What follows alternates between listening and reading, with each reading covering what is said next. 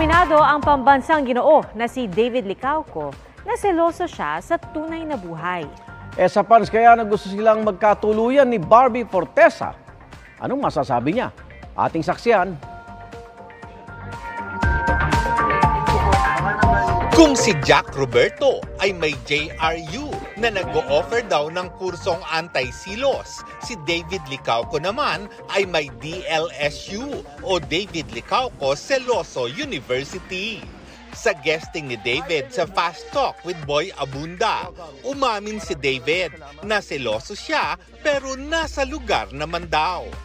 Seloso ako in a way, pero I don't really say it na parang, uy, nagselos ako. Right. Siyempre, hindi naman maganda. Siyempre, meron din siyang sariling buhay, may sarili akong buhay. Sobrang close si David sa ka-love team na si Barbie Fortesa at hindi maiwasan na maraming gustong magkatuluyan sila sa tunay na buhay.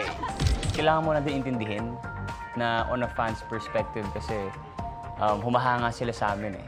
Like, because of Maria Clara Nibarra, nagustuhan nila yon. Which is why gusto nila maging kami in real life.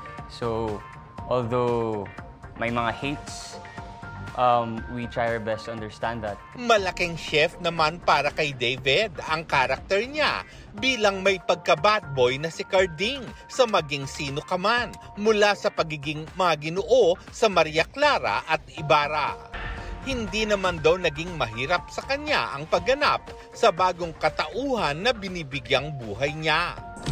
I'm an actor, so I'm supposed to study that. I think yun yung trabaho namin as an artista. And of course, with the help of my acting coaches, the directors, I think kaya naman. Next month ay magsisimula ng mapanood ang Maging Sino Ka Man pagkatapos ng 24 oras. Hit naman ang post sa Instagram ng co-star nina David at Barbie na si Juancho Trevino. Sabi niya, sa wakas daw ay natikman na niya ang iconic sampal ni Jean Garcia sa isang eksena nila sa serye. Noong unang araw ay sinabi pa niya kay Jean na dapat mahina lang ang sampal. Pero nang dumapo na ang kamay ni Jean sa kanyang mukha, tila nawindang pa rin si Juancho. Naulit pa ito ng kunan ang ibang anggulo ng sampal na sobrang kinaaliwan ng netizens. Para sa GMA Integrated News, Lars Santiago ang inyong saksi.